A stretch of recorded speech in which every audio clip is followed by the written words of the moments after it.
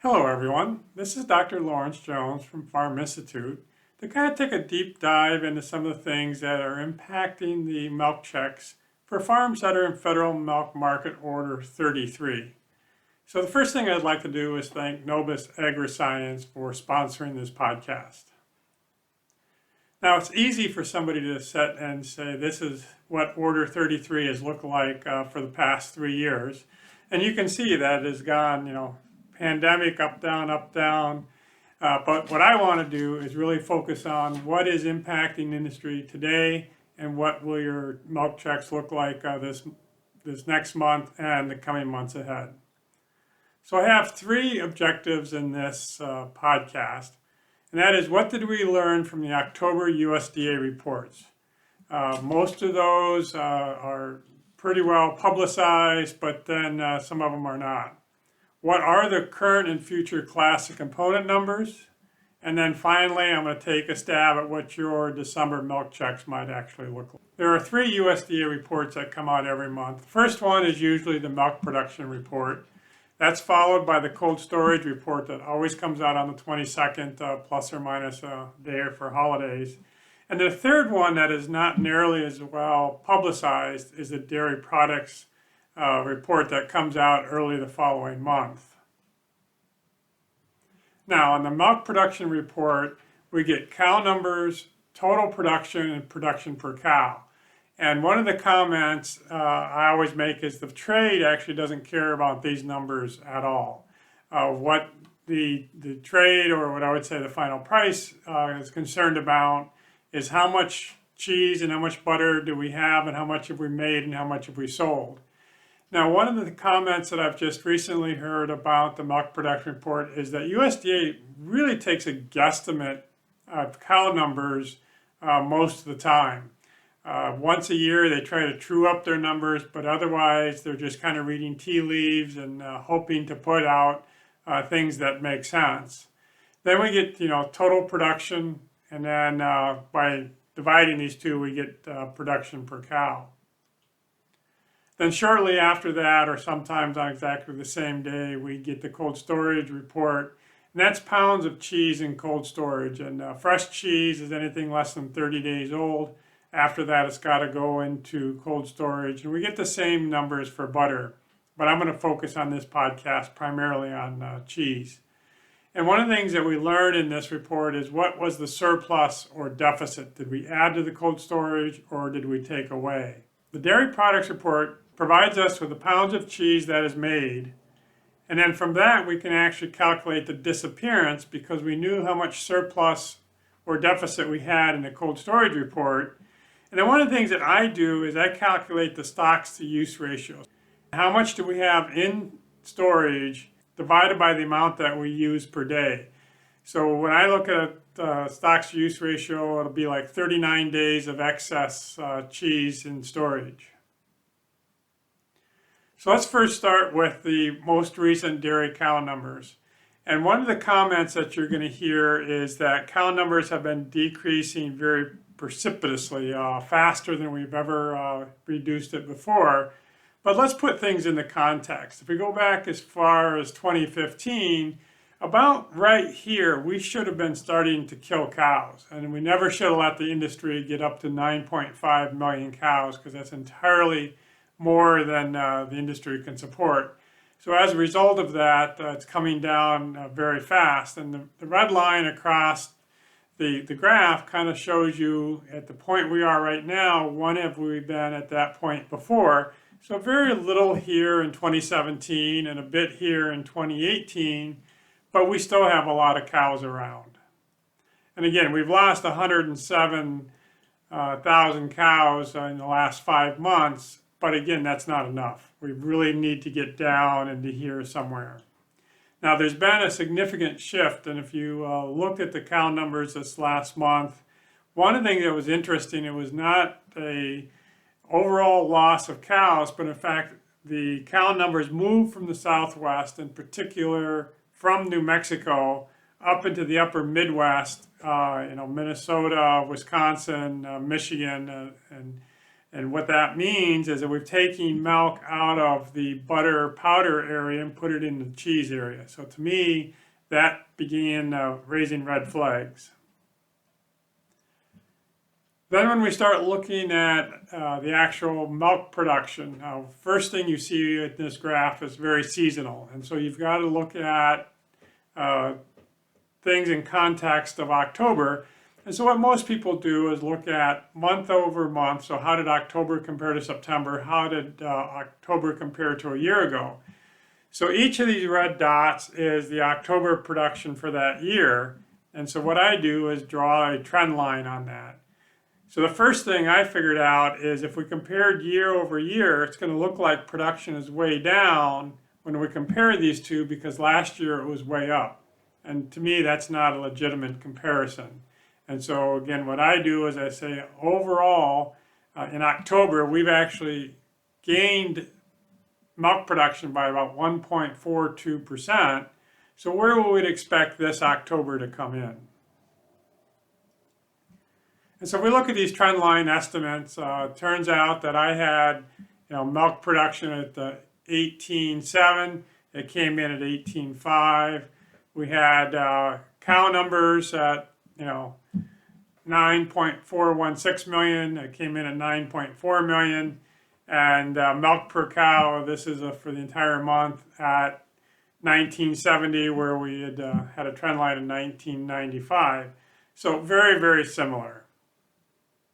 And in fact, if you look at the difference between these are very small errors. I mean, the milk supply was down by 1.4%. Milk per cow was down by 1.2%, which is very statistically insignificant. And cow numbers were off by 0.16%.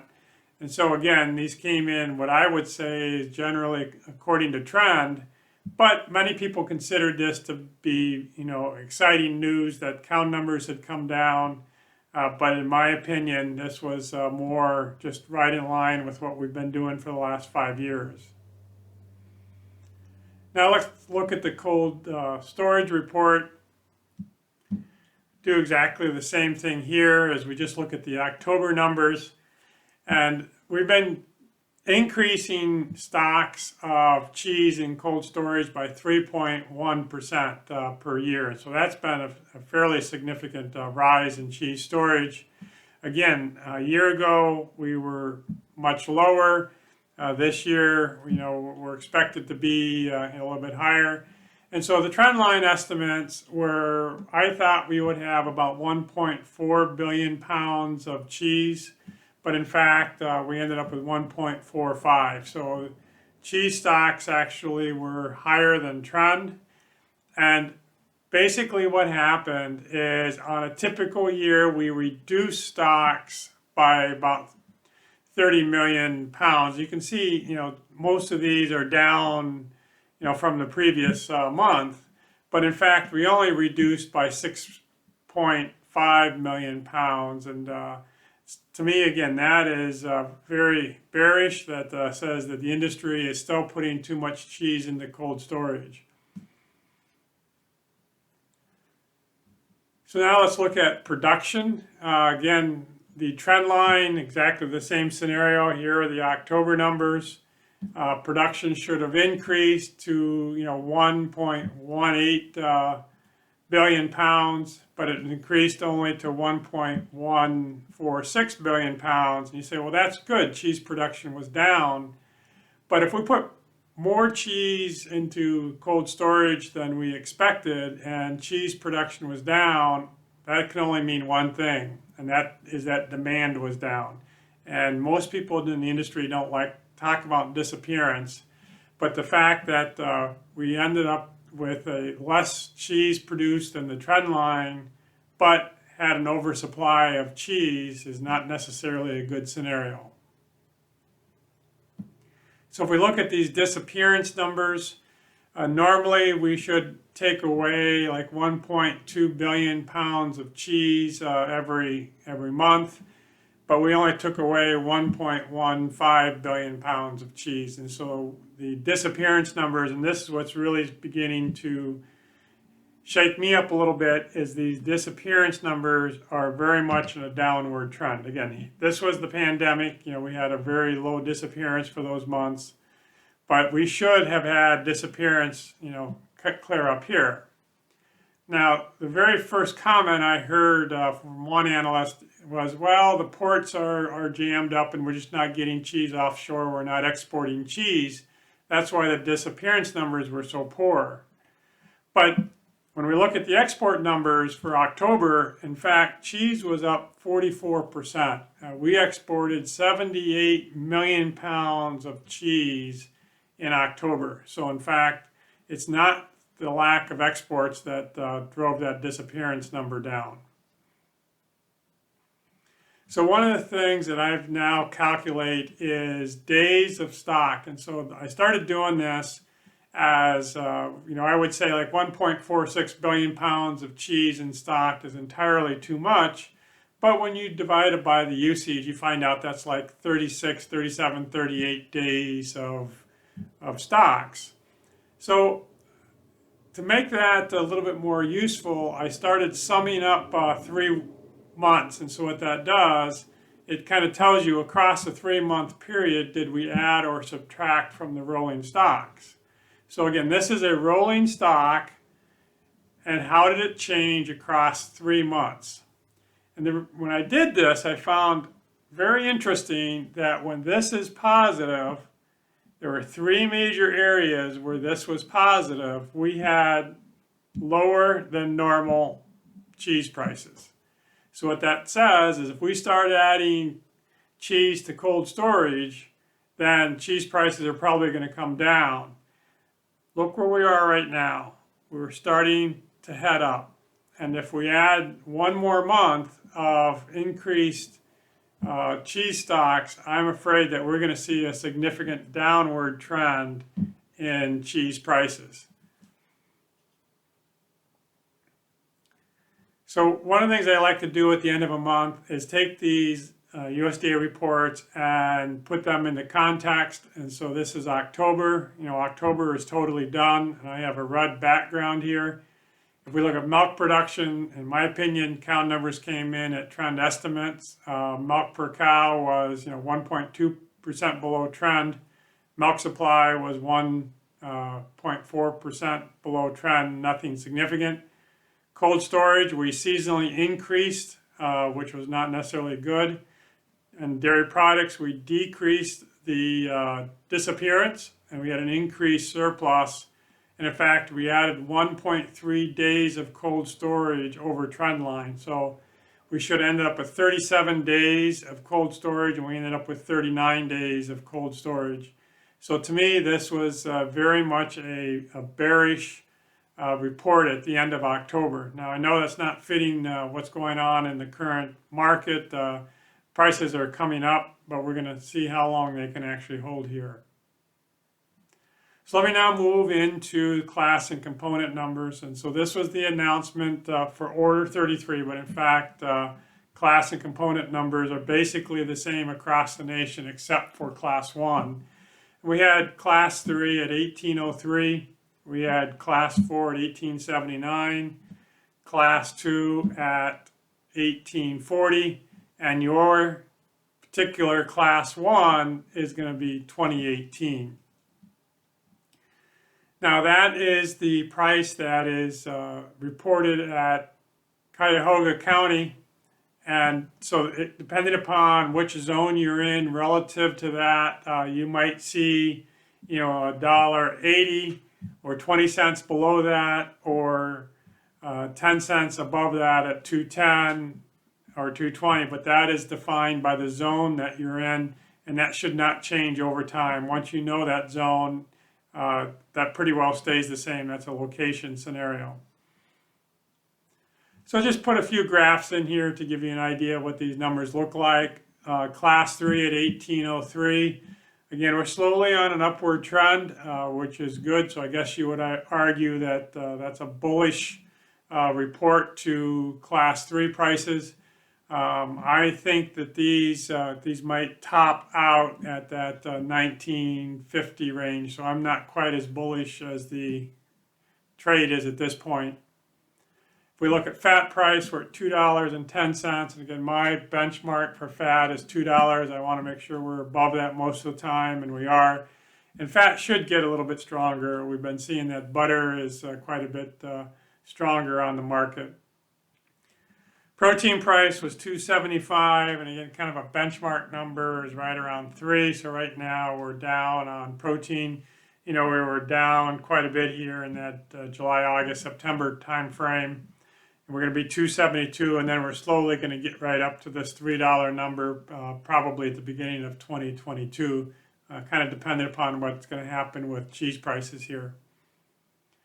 Other solids has been the big shining star.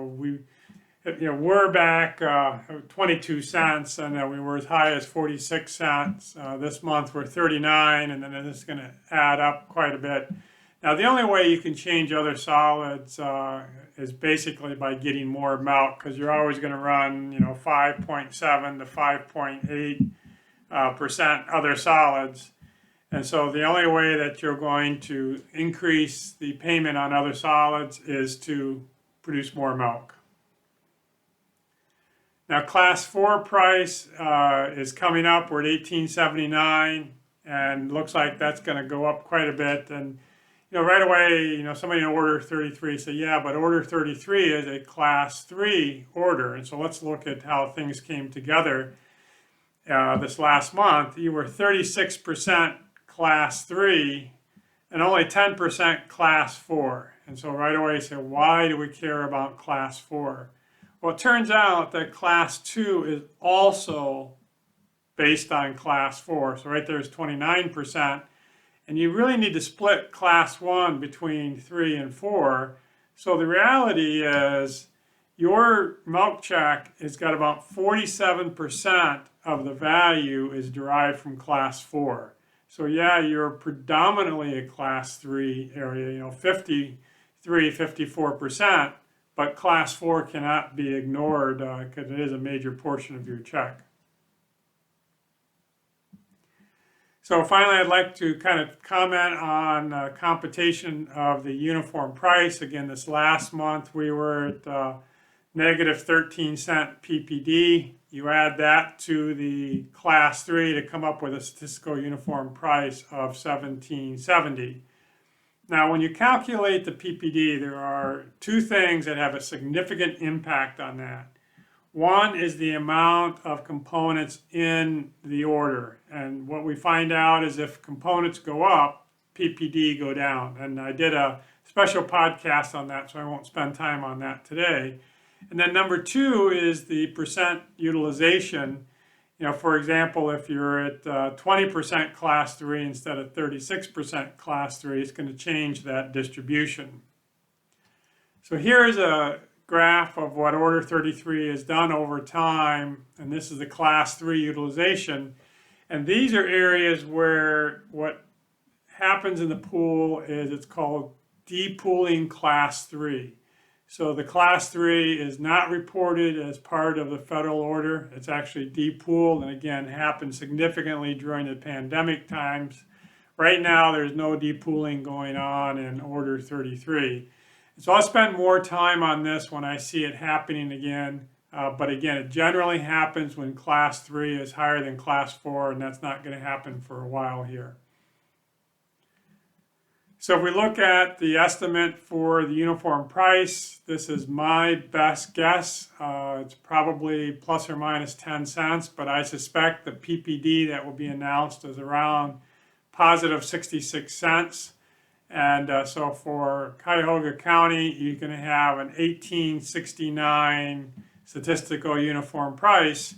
And that's about $1 higher than we had last month. And so overall, milk prices should be coming up again. This $18.69 will be compared with that $17.70. So everybody should be getting about $1 more in their milk check. And so again, we can see that this is probably going to pop up, about a full $1. And so that's a nice trend up for order 33. So I want to leave you with this graph. This is how the futures look for class 3 and class 4. So as I said, I think class 3 is going to have kind of a barrier on it around that $19 level until we can get these rolling stocks down. We've got to get back into the 36-day range, I think, instead of the 40-day range.